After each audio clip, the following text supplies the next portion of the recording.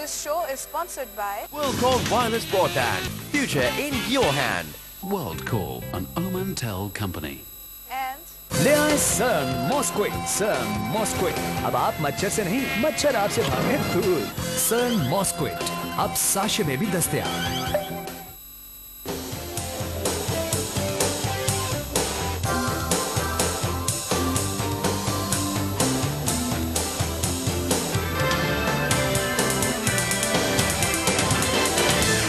This is Business Plus and you're watching The Market Show. I'm your host Tariq Khan Javed. नाज़रीन, आज हम बात करेंगे great game and oil reserves पे। नाज़रीन, आप सब जानते हैं कि ऑयल की क्या अहमियत है, ऑयल की वजह से दुनिया में क्या क्या जंगें हुई, क्या क्या मुश्किलात आईं, ऑयल कितना क्रूशल है एक आम आदमी को भी पता है। लेकिन आज हम एक international energy expert Hasan Mubeen Qureshi साहब के ज़रिए ये जानना चाहेंगे कि इसके बैकग्राउंड क्या है, इसके डिटेल्स क्या हैं। जो कहते हैं कि first world war, second World war और अभी जितने कॉन्फ्लिक्ट्स हो रही हैं उनके भी पीछे ऑयल का बहुत बड़ा हाथ है। हसन मुबीन साहब जो हैं वर्ल्ड वाइड इंटरनेशनली काम करते रहे हैं और एक लीडिंग एक्सपर्ट माने जाते हैं इस फील्ड में। आपने इनको पहले भी हमारे शोज़ में देखा होगा। आजकल कराची आए हुए हैं तो हमने फ़ायदा उठाते हुए इनको दावत दी। Welcome to the show and thanks for taking time for Business Plus on a very short visit here. ये तो एक गली गली में लोग ये जानते हैं कि ऑयल की बड़ी अहमियत है, ऑयल की वजह ही से कहते हैं कि ये हो रहा है वो हो रहा है। आज आपके ज़रिए हम थोड़ा समझना चाहेंगे डिटेल में कि जैसे कहते हैं कि बड़े बड़े इवेंट्स जो दुनिया में हुए हैं पिछले 100 साल में, उसमें ऑयल की बड़ी अहमियत है क्योंकि ऑयल आपका फील्ड है और एनर्जी जनरली। थोड़ा सा हमें आज हम प्रोग्राम को जो मुख्तलिफ करते हैं, आप ज़रा डिटेल बताइए कि ऑयल की कहानी क्या है, कब से ये शुरू हुआ। कहते एक ज़माने में पारसी जो कौम है ज़ोरिस्ट्रियंस, उसका पूजा करते थे आग का, और वो कैस्पियन में हुआ करता था। ये हज़ारों साल पहले की बात है। फिर कब इंसान ने इसको डिस्कवर किया एज ए एनर्जी एंड इसका यूज़ शुरू हुआ, फिर इसके ऊपर जो अब लड़ाइयाँ चल रही हैं वो क्या है। Thank you, Tariq Sahab, for inviting me on this show. Our pleasure. All the way. This is, I mean, a very important topic. I mean, from the last 1 century, 1.5 century, I think so. It's very important. Actually, you know that in 1859, the first oil well was drilled in the United States 1859. 59. In US में? Yeah, in United States of America. अच्छा। And that was only 69 feet पे वो oil मिल गया था जी। अच्छा। So the oil की जो history है that started from that point. Modern history में वैसे तो ज़ोरेस्ट्रियंस को पहले मिल गया वो that was I mean Holi fire समझ के वो जलाते थे। yeah that was रशिया में भी कबल मसीह I mean BC में भी ऑयल की लेक्स या कोलतार की लेक्स जो है ना वो they were discovered. कोलतार was used like we use it now. Yeah, not used as because there were no refineries. अच्छा अच्छा। So that was used. Oil होना बेकार है अगर रिफाइनरी ना हो। जी जी यस। यहाँ पे रिफाइनरी तो वो पहले नेचुरल लेक्स होती थी ये इसकी कोलतार की, जो हिस्ट्री में अगर आप देखें तो even before Christ also. So oil was in a form of coal tar and something like that you know, but modern oil was started in 1859 when first oil well was drilled in United States of America. उसके बाद in early 19th century and late 18th century 1895 and 1900 till 1910 in Iraq Iran oil was discovered by. इस region में Iraq Iran is the first, Saudi Arabia वगैरह में नहीं था। नहीं। अच्छा। इन बसरा कुरकुक मूसल यहाँ पे जी हाँ यहाँ पे ऑयल जो है वो ब्रिटिश कंपनी थी बर्मा ऑयल, उन्होंने ऑयल सबसे पहले यहाँ पे निकाला था। अब आप अगर देखें आई मीन हिस्ट्री को अगर ट्रेस करें तो फर्स्ट वर्ल्ड वार जो शुरू हुई उसका बेसिक पॉइंट जो फ्लैश पॉइंट था वो तो हिस्ट्री में यही लिखा है कि फ्रांस फर्डिनेंड जो ड्यूक था ऑस्ट्रिया का, when he went to Germany he was murdered there with his wife. तो that was the flash point of starting the world war 1। लेकिन अगर उसका बैकग्राउंड आप देखें तो जो सब रिसर्च में जो साबित हुआ है, बाद में जो डॉक्यूमेंट्स बाहर आए हैं उसमें यह है कि एक्चुअली जर्मनी ने बर्लिन से बगदाद तक एक रेलवे लाइन बिछाने का मंसूबा बनाया। Orient express. जी हाँ, ओरिएंट एक्सप्रेस आपने फिल्में भी देखी होंगी। ओरिएंट एक्सप्रेस पे बहुत बनी है बाद में। And that was about 900 miles की वो थी.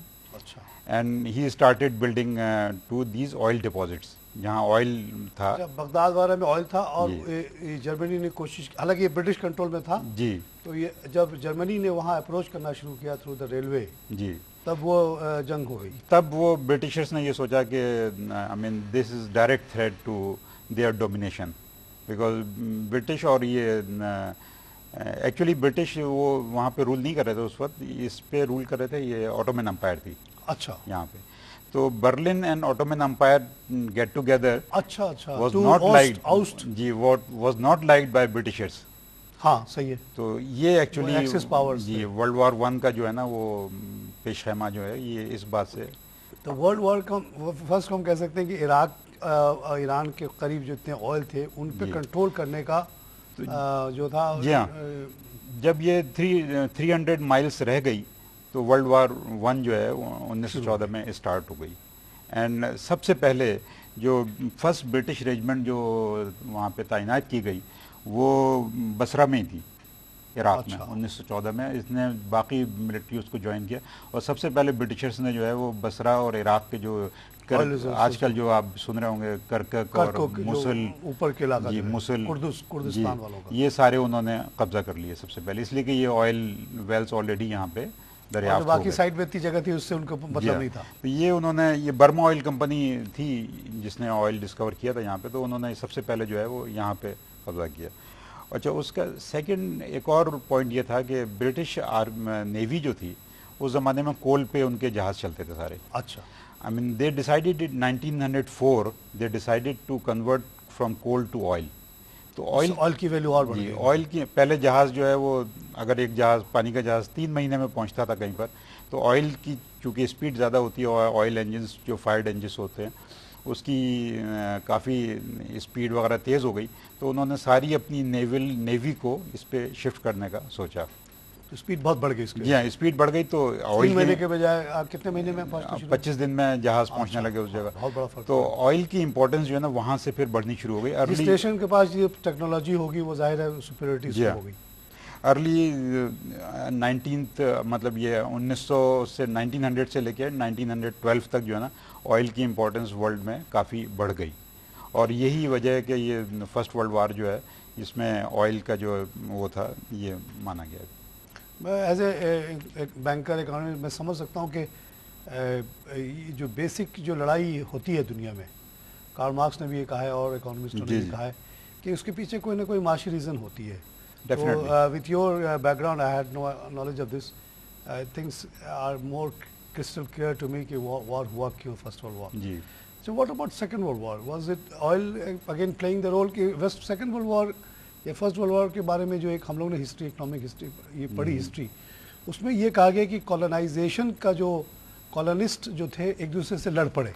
जी. जब दुनिया में कॉलोनाइजेशन की जगह कम हो गई, मिसाल के तौर पे जब तक फ्रांस वाले और इंग्लैंड वाले और दूसरी कौमों को जगह मिलती गई वो एक एक इलाके पे कब्जा करते रहे, लेकिन जब वो जर्मनी आया इस फील्ड में, यहीं आपने फर्स्ट वर्ल्ड में भी जर्मनी का जिक्र किया, उसने अपना शेयर लेना चाहा, ये इटली ने लेना चाहा, तो वहाँ पे क्लैश हो गया, जैसे तंजानिया में हुआ, कीनिया में हुआ, और उसके वजह से सेकंड वर्ल्ड वॉर हो गई. यानी कि जब लुटेरों में आपस में लड़ाई हो गई क्योंकि वो लड़ पड़े.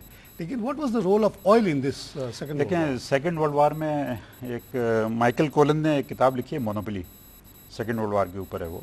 उसमें वो लिखता है कि if you want to rule the world you have to be on the control of oil.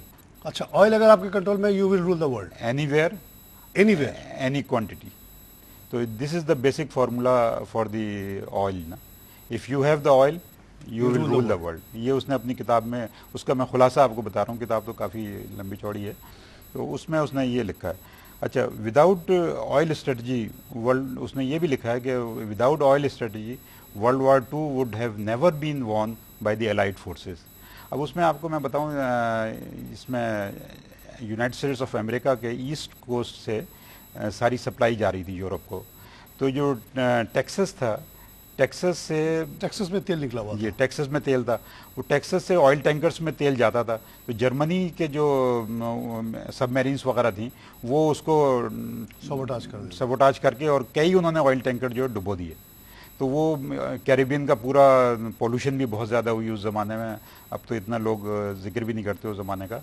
तो उस पर अमेरिका ने ये डिसाइड किया कि हम एक पाइपलाइन बिछाएं टेक्सास से लेके ईस्ट कोस्ट तक, ये तकरीबन 1000 माइल्स की पाइपलाइन, 2 पाइपलाइन है बड़ी मशहूर ऑयल इंडस्ट्री में, इनका नाम है इंच एंड बिग इंच। अच्छा। इंच पाइपलाइन जो थी वो क्रूड सप्लाई करती थी और बिग इंच जो थी वो फिनिश प्रोडक्ट्स करती थी। इंच क्या मतलब है? ऐसी उन्होंने कोड नेम, जी हाँ, कोड नेम रखा हुआ 12 इंच 14 इंच 18 इंच जो भी होगा, उन्होंने एक कोड नेम अपना रखा था, इसी नाम से वो चल रही है। ईस्ट कोस्ट में जब वो पाइपलाइन आ गई तो उससे वो जो डिस्ट्रक्शन के चांसेस जी वो खत्म हो गए ना, सप्लाई बढ़ गई। और ये रिकॉर्ड है, रिकॉर्ड टाइम में 1942 अगस्त में शुरू हुई और 1943 अगस्त में, इतनी अर्जेंसी थी उसकी। जी 1 ईयर में इतनी बड़ी पाइपलाइंस उन्होंने उस जमाने में बिल्डअप की और इसने सारी जंग का पांसा जो है वो पलट दिया, अमेरिका के हक में कर दिया। तो सेकंड वर्ल्ड वॉर में भी यही था कि जिसके पास ऑयल रिजर्व्स थे और रिफाइंड ऑयल था वो लड़ सकता था, जिसके पास नहीं था वो नहीं लड़ सकता था। लेकिन सेकंड वर्ल्ड वॉर जीतने के 3 वो थे, जी हाँ, एक तो ये पॉइंट भी था, दूसरा फील्ड मार्शल कार्ल जर्ज ने कहा है, जर्मनी के थे, कि जर्मनी को जो डिफीट हुई उसके 3 अवामिल थे सिर्फ। उसमें पहला जो था वो तो अलाइड फोर्सेस की जो बॉम्बिंग थी जो बाद में इन्होंने शुरू की, पहले तो ये लोग रिट्रीट कर गए, उसके बाद फिर ये अलाइड फोर्सेस ने जर्मनी और इधर सारी बॉम्बिंग शुरू की जो तकरीबन 6-7 महीने तक चलती रही। एक पॉइंट तो वो था। दूसरा, जर्मनी जो है खुद से ऑयल डेफिशिएंस हो गया था। अच्छा। खासतौर से 100 ऑक्टेन ऑयल उस जमाने में 100 ऑक्टेन गैसोलीन यूज होता था। Importance of 100 octane? 100 ऑक्टेन ये सारे टैंक्स में, गाड़ियों में, मोटर्स में उस जमाने में ये सब यूज होता था। अच्छा। पेट्रोल कह लें आप आम जबान में। अच्छा, पेट्रोल का शॉर्टेज हो गया, पेट्रोल की बहुत शॉर्टेज कम थी उसके पास। जी हाँ, रिफाइनरीज तो इन्होंने तबाह करनी शुरू कर दी ना सारी बॉम्बिंग से। उसके बाद जब उसके बाद डेफिशिएंट हो गया वो, ठीक है। और तीसरा जो पॉइंट था वो स्पेशली एक तो गैसोलीन का, दूसरा ऑयल रिफाइनरीज जो हैं वो डिस्ट्रॉय हुई रोमानिया में 1943 में, काफ़ी इन्होंने एलाइड फोर्सेस ने ये की। तो बेसिकली ऑयल को चोक करना और ऑयल की अबंडेंस यही डिसाइडिंग फैक्टर्स थे।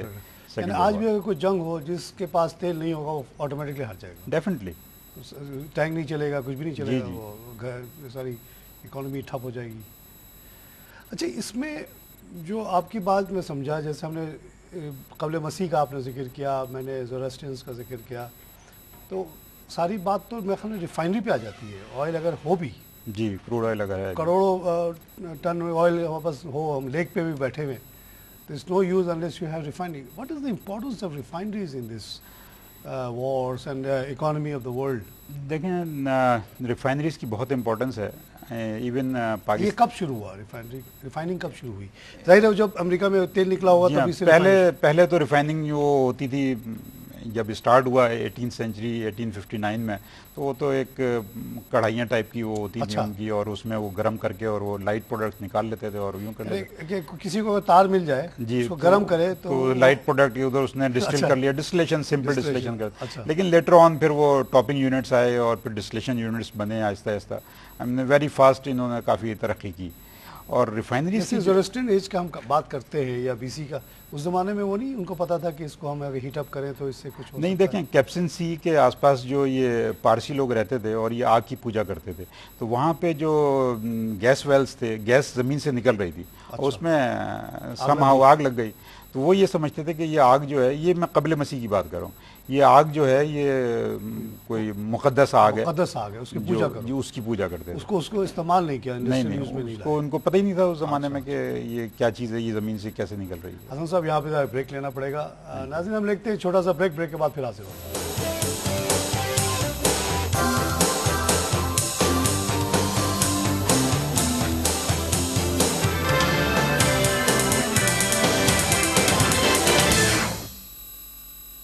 This show is sponsored by WorldCall Wireless Broadband. Future in your hand. WorldCall, an Omantel company. and ले आए सन मॉस्क्विक। सन मॉस्क्विक, अब आप मच्छर से नहीं, मच्छर आपसे भागे दूर। सन मॉस्क्विक अब साशे में भी दस्तयाब। World Call Wireless Broadband. Future in your hand. World Call, an Omantel company. And ले आए सन मॉस्क्विक। सन मॉस्क्विक, अब आप मच्छर से नहीं, मच्छर आपसे भागे दूर।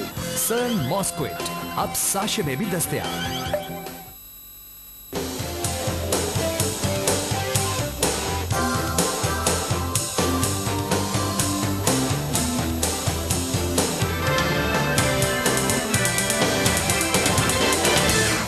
नाज़रीन वेलकम बैक। हम बात करें great game in oil reserves पे, एक special programme with mister Hasan Mubeen Qureshi, an international energy expert who is visiting Pakistan these days.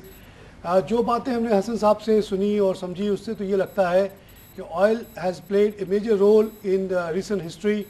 अगर आप उन्होंने समझाया हमें कि फर्स्ट वर्ल्ड वॉर के पीछे भी ये जो इराक़ के इलाके में तेल निकला और जो राइवलरी हुई टर्किश एम्पायर प्लस और ब्रिटिशर्स एंड जिसपे जर्मनी ने टर्किश एम्पायर को ज्वाइन किया और एक रेलवे लाइन बिछाना शुरू किया टूवर्ड्स बगदाद।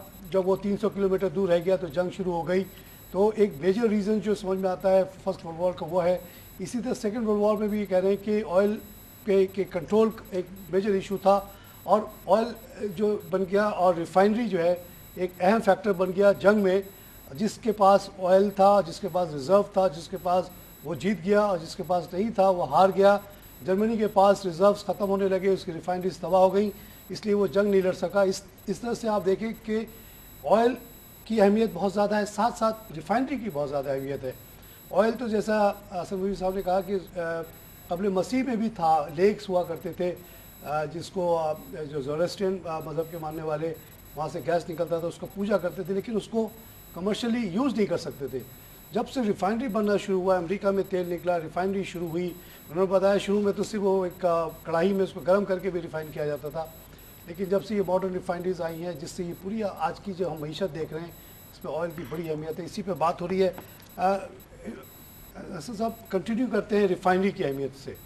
आपने बताया कि पहले तो पेट्रोलियम में हुआ, उसके बाद से रिफाइनरी बनती गई।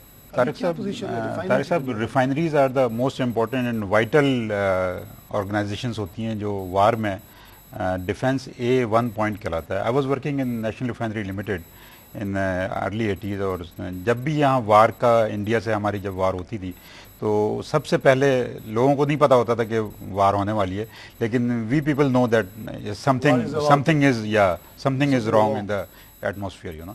इसलिए कि वो सारी एंटी एयरक्राफ्ट गन्स और सारी डिफेंस पर्सनल सारे जो है वो रिफाइनरीज को अपने घेरे में ले लेते थे और वो एक उनका डिफेंस A1 पॉइंट कहलाता था और वो बॉर्डर से ज़्यादा हिफाजत रिफाइनरीज की करते थे। जो पाकिस्तान में 3 रिफाइनरीज थी उस ज़माने में, 2 रिफाइनरीज, तो उससे इम्पोर्टेंस इनकी बहुत ज़्यादा है। इसलिए कि अगर आपकी देखें ऑयल तो जो टैंकर से आ रहा है वो तो इंडिया रोक भी सकता था और रोका उसने।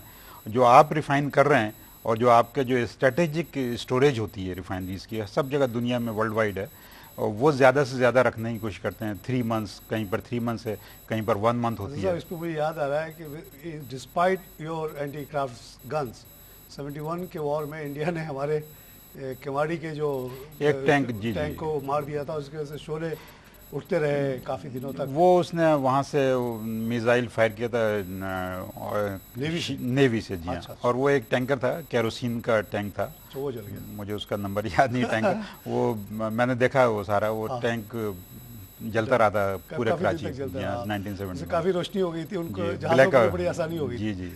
सो इम्पोर्टेंट इज़ दी रिजर्व्स, ये चाहे वो पोर्ट के पास टैंक हो या आपके पास रिजर्व हो, उसकी बड़ी ज़्यादा अहमियत है। इसी पे डिपेंड करता है कि हमारा पूरा ट्रांसपोर्ट सिस्टम।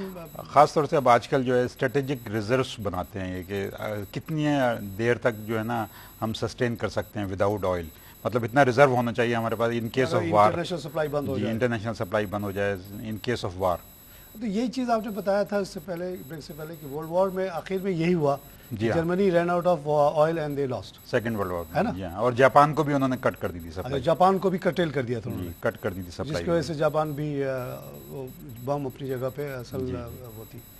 तो रिफाइनरीज की मैं समझता हूँ आपके बातों से सुन के कि बड़ी ज़्यादा अहमियत है। डेफिनेटली। तो इसके बारे में थोड़ा और डिटेल बताएं कि आपने तो काफ़ी इस पे काम किया। रिफाइनरीज का जैसे मैंने बताया, एक तो ये इम्पोर्टेंस है। फिर देखें जब आप इस मॉडर्न एरा में आ जाएं, 70s में जब ऑयल एम्बार्गो सऊदी अरेबिया और ये ओपेक कंट्रीज़ ने एक वेनेजुएला उसमें शामिल नहीं था, लेकिन बाकी सारे ओपेक कंट्रीज़ थे। जब 72 और 73 में ऑयल एम्बार्गो लगाया इसराइल और अरब इसराइल जंग के बाद, तो उस वक्त ऑयल की इम्पोर्टेंस जो है वो इतनी बढ़ गई कि वो 4 टाइम्स जो है वो कीमतें हो गई, कीमत उसकी बढ़ गई। यहाँ तक मुझे याद है 12 बैरल, 3 डॉलर पर बैरल से 12 बैरल तक वो चली गई थी। Later on it was then 35 barrel भी हो गई जी हाँ, वो भी चली गई। लेकिन जो उसने पूरी इकोनॉमी दुनिया की शेक कर दी जी हाँ, उससे जो है वो लोग यूरोप में साइकिल चलाने लगे, जी इसकी वजह से जापान में बड़ी तकलीफ आ गई जी। ये पहली 3 दफा से 12 हो गया था। पहली दफा लोगों को यूनाइटेड स्टेट्स ऑफ अमेरिका में पता लगा कि ऑयल तेल की क्या कीमत भी होती है जी, और और इसकी। उसके बाद से उन्होंने फिर डिफरेंट डॉक्ट्राइन्स हैं वहाँ पे। एल्डर बुश जो थे उन्होंने एक नई स्ट्रेटजी बनाई, फिर कार्टर के ज़माने में भी वहाँ पे एक ऑयल स्ट्रेटजी हमेशा उनके बैकग्राउंड में अमेरिका के फॉरेन पॉलिसी में oil remains a central point. Yes definitely, oil जो भी जिसके पास ऑयल का कंट्रोल होगा he will rule the world. ये बात अमेरिका को समझ में आ गई है। जी हाँ, समझ तो अभी जितनी कॉन्फ्लिक्ट्स हो रहे हैं आप समझते हैं उसमें इसका रोल है? जी हाँ, अगर आप देख लें 1970s से लेके अब तक इराक की जो वार हुई, वो भी इराक ने, आपने देखा होगा जब ऑयल की प्राइसेस बहुत डाउन हुई, एक फैक्टर लोग ये भी कहते हैं कि इराक ने जो कुवैत पर कब्जा किया था वो ये था कि उसकी सब यहाँ पे ब्रेक लेना पड़ेगा। नाज़रीन हम लेंगे एक छोटा सा ब्रेक के बाद फिर आते हैं।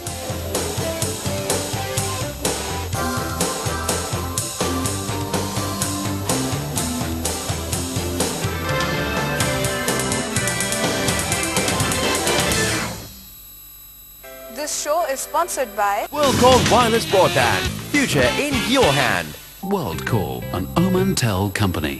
and ले आए सन मॉस्क्विक। सन मॉस्क्विक, अब आप मच्छर से नहीं, मच्छर आपसे भागे दूर। सन मॉस्क्विक अब साशे में भी दस्तयाब। this show is sponsored by WorldCall Wireless Broadband. Future in your hand. WorldCall, an Omantel company. and ले आए सन मॉस्क्विक। सन मॉस्क्विक, अब आप मच्छर से नहीं, मच्छर आपसे भागे दूर। सन मॉस्क्विक अब साशे में भी दस्तयाब।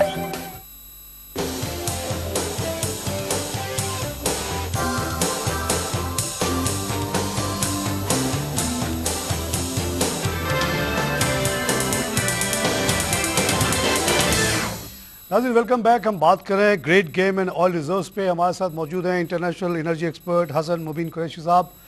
अभी हसन साहब ब्रेक में जाने से पहले इंपॉर्टेंस ऑफ रिफाइनरी पे बहुत ज़्यादा बता रहे थे कि रिफाइनरी आपके पास ना हो, बहुत क्रूड हो भी तो बेकार है। इसीलिए बता रहे थे कि जब वॉर होने से बहुत पहले ही गवर्नमेंट जो होती है बहुत मेजर्स लेती है टू प्रोटेक्ट द रिफाइनरीज। कहते हैं डिफेंस में ये सबसे अहम चीज़ मानी जाती है, very important than the borders. आप आखिर में बता रहे थे कि ये जो जंग इराक कुवैत की जंग हुई वो क्यों हुई? एक्चुअली ऑयल प्राइसेस काफ़ी डाउन हो गई थी उस ज़माने में। अच्छा, तो इराक ने ये अपनी उसको नुकसान को पूरा करने के लिए उन्होंने कहा कि कुवैत पे कब्जा कर लेते हैं तो 40% ऑयल रिजर्व जो है वो उसके पास हो जाएंगे। One of the major shareholder अच्छा, जो है इराक के पास कितना है इस वक्त? इराक नंबर 2 है, 200 बिलियन आफ्टर सऊदी अरेबिया उसका नंबर जी, है। उसका और रिजर्व। अगर कुवैत भी मिल जाता वो 40% of the world reserve Iraq के पास थे। माय गॉड, तो वो एक वजह थी। फिर उसके बाद जब सारा मामला उलट गया तो अमेरिका ने, आपको पता ही है कि 40% को छोड़ नहीं सकता था ना जी, अमेरिका। तो अमेरिका ने फिर वो, आपने कहा कि उसका क्रिटिकल फोकल पॉइंट ऑयल है। अब फिर आप देखें एल्डर बुश ने जो है वो किया, फिर दोबारा उन्होंने सोचा ये तो मामला पूरा ख़त्म नहीं हुआ, इसलिए कि still Saddam Hussein was there, तो they again started war and because I mean that was the major oil portion in the world, Iraq जो था। और वो कैसे वो दूसरे के पास रहने देते, तो वो WMDs झूठा एक कहानी सुनाई उन्होंने, वेपन्स ऑफ मास डिस्ट्रक्शन, ये जो Never पूरी existed वो खुद भी actually. बाद में वो हंसते होंगे इस पे। खैर, तो वो फिर इराक का उन्होंने जो है कब्जा। अब मैं आपको बताऊं, देखें कब्जा करने के बाद क्या होता है। अब इराक का जो कॉन्स्टिट्यूशन अगर आप पढ़ें तो in Iraq constitution it is written कि फॉरेन कंपनीज को वो इतना % जो है ना वो देंगे बिजनेस। अच्छा, उनके कॉन्स्टिट्यूशन में ये बात लिखवा दी गई है। अच्छा, तो जब मुल्कों पे कब्जे होते हैं फिर बाद में अपनी पॉलिसीज़ जो हैं वो इस तरह इम्प्लीमेंट की जाती हैं। तो अब हैलिबर्टन है जैसे, और दुनिया की जो सर मुझे अच्छी तरह याद है हैलिबर्टन, क्योंकि मेरा कस्टमर था। मैं सऊदी अरब में ईस्टर्न प्रोविंस का रीजनल मैनेजर था। तो ये इराक वॉर के बारे में मेरी जो थोड़ी सी पर्सपेक्टिव इन लोगों से बात करके, जितनी बड़े बड़े मेंटेनेंस कंपनीज वगैरह सब बेस थी दमाम वगैरह में, तो एक तो उनको ये शिकायत थी कि इराक में उनको बिजनेस नहीं मिल रहा था काफ़ी ज़माने से, जब से कुवैत वॉर हुआ दे वर किक्ड आउट। और इसी तरह रशिया चाइना आके कंपनी आके काम करी थी, तो वो कहते थे कि हम अपने गवर्नमेंट को पुश कर रहे हैं कि इराक पे कब्जा कर लो या उनसे दोस्ती कर लो। सही बात। तो वो कहते थे कि अगर सद्दाम का पाँव भी पकड़ना पड़े तो पकड़ लेना चाहिए ताकि हम वापस उन पर एंट्री करें। और जब वो नहीं हुआ तो उन्होंने अटैक किया और हेलीपैड के जो हेलीकॉप्टर्स छोटे छोटे जहाज़ वहाँ के फील्ड पे उस वक्त उतर गए जबकि अभी अमेरिका का कब्जा भी नहीं हुआ था वहाँ पे। सिर्फ उन्होंने बमबारी की और वो फील्ड पे उतर गए और वो आग जो लग रहे थे, पहला जो बहुत बड़ा कॉन्टैक्ट मिला हेलीपैड को मिला, और एक और बर्नी कंपनी थी जो आग को कंट्रोल करती। तो ये देखिए कि माशी कितनी इंपॉर्टेंस है और इन कंपनीज का अपनी हुकूमत पे कितना जोर है। It was not a decision of mister Bush senior और junior, but it was the push from the companies. वो कहते हैं जो अमेरिकन कंपनीज के इंटरेस्ट में, वो अमेरिका के इंटरेस्ट में है। Multinational companies play a big role from last 50 years they are playing. वो जो जंग थी, जैसे आपने कहा कि मास डिस्ट्रक्शन के लिए भी नहीं थी, वो डेमोक्रेसी के लिए भी नहीं थी, असल थी ऑयल पे कब्जा करने की, और किया उन्होंने। अच्छा, एक सोच ही बड़ी अच्छी थी उस जमाने में और जो कि बाद में एकदम उलट हो गई, वो ये थी कि to punish Saudi Arabia probably और अदरवाइज भी, उन्होंने कहा कि जब हम इराक पे जो ऑयल की जो कॉस्ट है of extraction one of the lowest in the world, because सारे लोकल लोग वहाँ काम करते हैं, जबकि सऊदी अरेबिया में, कुवैत में आपको पता है कि अमेरिकन और Europeans work at very very high salaries. तो वहाँ के साथ उनका जो कॉस्ट था वो $6 था, जबकि ये सऊदी अरेबिया वाले के $9-10 कॉस्ट थी निकालने की। तो उन्होंने कहा $6 का कॉस्ट आएगा, हम $8-10 में पेट्रोल ऑयल बेचेंगे, तो उससे इकोनॉमी को फ़ायदा होगा, अमेरिका को फ़ायदा होगा। लेकिन बाद में तो आपने देखा कि 40, 50, 60 और अब तो $100 पे चली गई बात, सारी उनकी कैलकुलेशन गलत हो गई। लेकिन this factor played a role of this war. देखिए, मिडल ईस्ट में जो ऑयल पॉलिटिक्स हैं वो काफ़ी बहुत ही एडवांस लेवल पे हैं। अमेरिका के 3 एक्सेस वहाँ पे हैं मिडल ईस्ट में। एक तो इसराइल है, आपको पता है Israel is I mean it is America, उन्होंने एक रखा हुआ है। ईरान एक अहम रोल प्ले करता था अमेरिका का लिए जब शाह का दौर था। Iran was the policeman of this middle east. इनको सबको कंट्रोल करने के लिए उसने ईरान रखा होता। लेकिन अनफॉर्चुनेटली ईरान में मुसद्दिक 1953 में जो है वो प्राइम मिनिस्टर जब मुसद्दिक आया तो उसको, और उसने डेमोक्रेसी और इनका ऑयल बंद करना शुरू किया और उसने रशिया और चाइना को ऑयल सप्लाई शुरू की ईरान ने, तो इन्होंने उसको पलट दिया फिर दोबारा से, और वो दोबारा शाह के बेटे को ले आए और फिर दोबारा वो ईरान जो है वो अमेरिकन फेवर में आ गया। अनफॉर्चुनेटली 1979 से फिर गेम जो है वो कन्वर्ट हो गया दूसरे सिलसिले में। तो अब एक ईरान तो अमेरिका के हाथ से निकल गया फिलहाल, अब सऊदी अरेबिया है और इसराइल है। तो अब 2 एक्सेस जो हैं वो इस वक्त मौजूद हैं अमेरिका के लिए, वहाँ पे जो कंट्रोलिंग फैक्टर हैं। और ये सारा इसीलिए है कि उस इलाके का ऑयल किसी और के कंट्रोल में ना चला जाए और उससे उनको स्ट्रेटेजिक नुकसान नहीं हो जाए।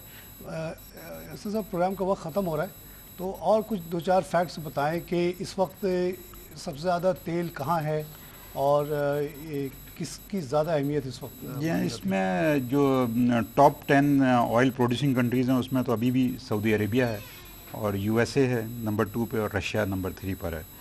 और टॉप 10 ऑयल रिजर्व्स में जो है उसमें सऊदी अरेबिया 262 बिलियन बैरल्स है और कनाडा के जो ऑयल हैं वो भी 180 के करीब हैं। और उसके बाद फिर Iraq, UAE, Kuwait.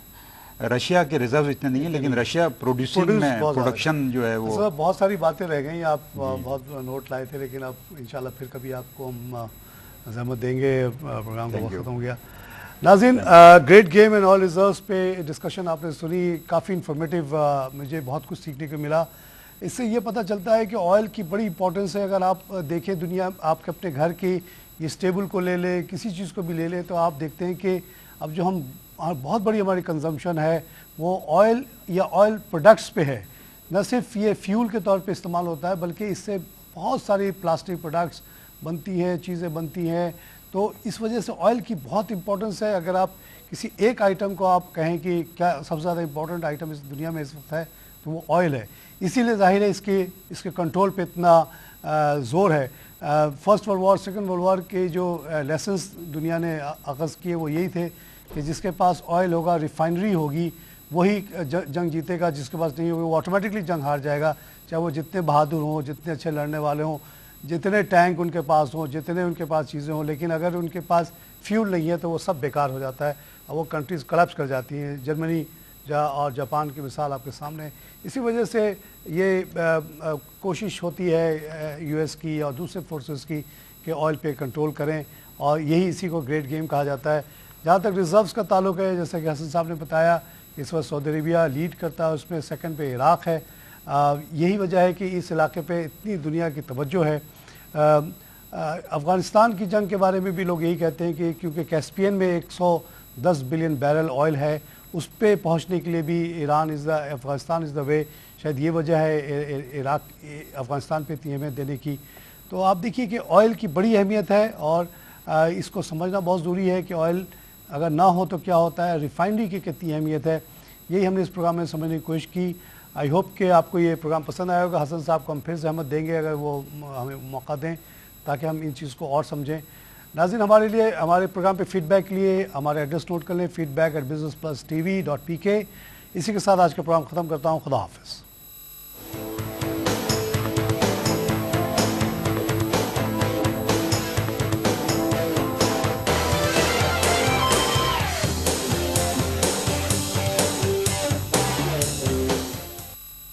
This show was sponsored by WorldCall Wireless Broadband. Future in your hand.